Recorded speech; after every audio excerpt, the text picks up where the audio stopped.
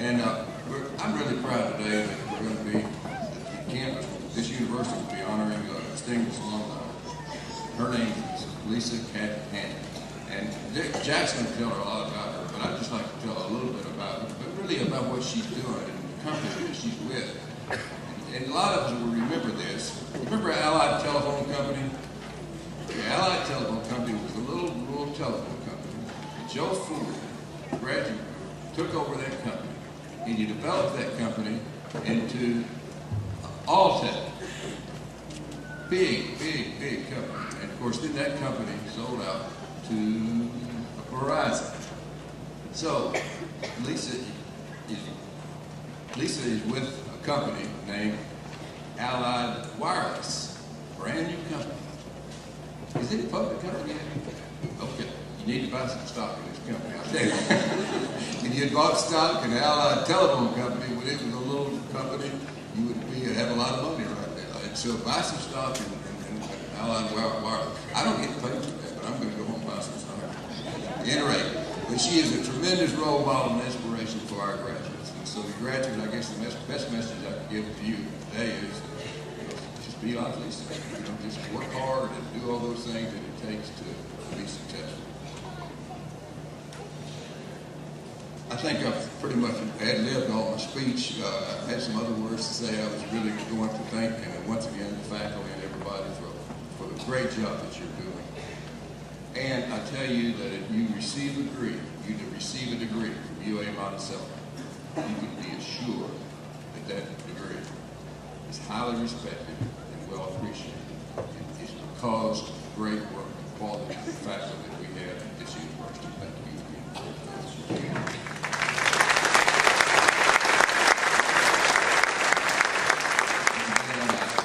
I really enjoyed the last 21 years working with Jack and working with our other chancellors and assistant faculty and administration on various campuses and trying to do everything we could possibly do to make Arkansas a better place to live, to work, and to raise our families. And so I appreciate what you're doing in doing all that. And I have to give one little bit of advice to our graduates here today. That's what y'all need, some more advice. Actually, it's a very short poem, which I really like very much. And it's a simple little message, but I think it rings true. And that is, always be the best that you can be. And be the best that you can be. Do a little more than you're paid to do. Give a little more than you have to. Try a little harder than you want to. Aim a little higher than you think possible. Very important. Give a lot of thanks to God for health, family, and friends. Congratulations. Thank you for the opportunity to be here.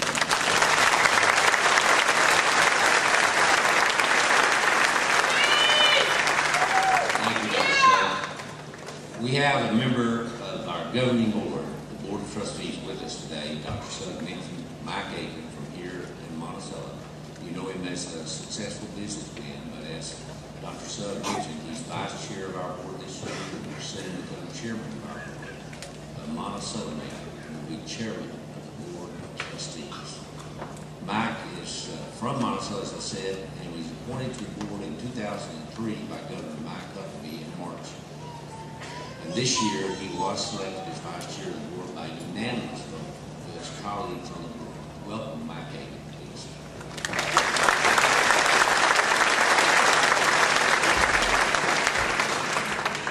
Good morning. On behalf of the U of A System Board of Trustees, the first thing I want to say is congratulations to you graduates. It's a major accomplishment, and we are very proud of you. I know the road has been tough at times, and it is truly an accomplishment to be here today. And I can truthfully say that what we're doing today is one of the highlights of this job that as board members we get to do, to come to these graduations and see the culminations of everything we work for. We get caught up in budgets and a lot of the other things that go on in the day-to-day routine of running a business or a university, but this is truly the pinnacle of what we've all strive for, and I really congratulate you and commend you on reaching this point today. I want to say thank you to the faculty, and administration and staff, Dr. Blaster and his staff. Without your efforts and your perseverance, obviously most of these graduates would not be here today. So I know there's a lot of years of service and dedication, and we really do appreciate your commitment and your loyalty to your job and making these students a success. I want to say thank you to parents, grandparents, aunts, uncles, cousins, brothers and sisters, family, friends. I'm sure at some point along the way, there was some sacrifice made on your behalf so that these graduates could be here today. And I really appreciate what you've done and your efforts and your dedication to seeing your family member or child become a graduate of the U of A of Monticello. These are some challenging days that we live in, but usually challenge brings an opportunity. And I'm sure Lisa, I'm proud of her, glad that she's here today. I'm sure that she will attest to that there will be challenges along the way, but I hope you find in that an opportunity and that you'll seize the day and take advantage of it. But we're, again, on behalf of the board, we're extremely proud of you, proud to be a part of the U of A Monticello. And just in closing, Dr. Laster commented about Alan's retirement, and as you might have read in the paper or seen on television, we're not having a whole lot of luck in finding his replacement. There's not any deliberate attempt on my behalf to run him off, and I don't know why we don't just ask him to stick around for a little while longer. Now, his wife might take a little offense to that, but we really do appreciate Dr. Sugg and what he's meant to the university, and if he does end up retiring this year, well, he will be sorely missed. Thank you. Godspeed.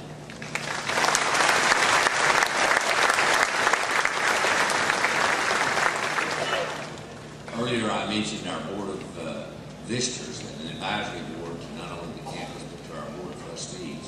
And we're fortunate today to have several members present. It is a 12-person board, and the law that was written to create the board says that we must have 7 alumni and 7 counties represented on our board. Now I know the math makers will tell me that adds up to 14, but we do have a couple of members that serve dual purpose on the board.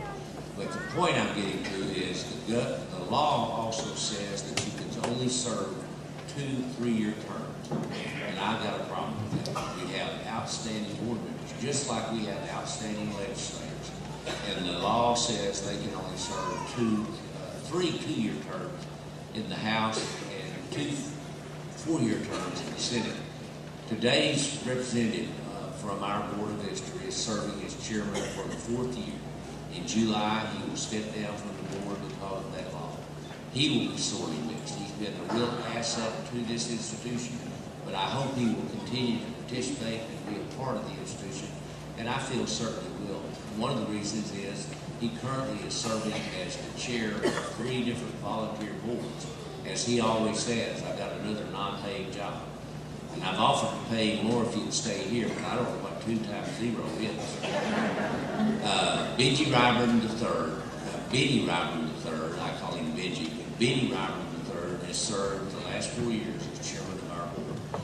He is a very successful businessman and, as I've said, very involved in community activities. Please welcome Mr. Ryburn.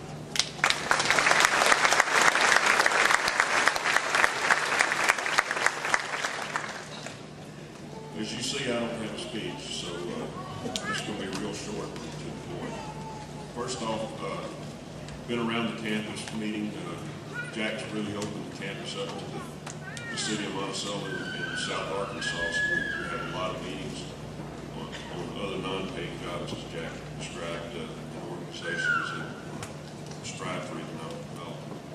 So I get to see a lot of y'all from time to time, and students. I'd like to, first off, on behalf of the Board of Visitors, thank faculty for educating these fine young people, administration for providing almost enough in the budget to get you there, and of course the parents for their sacrifices getting to this point in their life.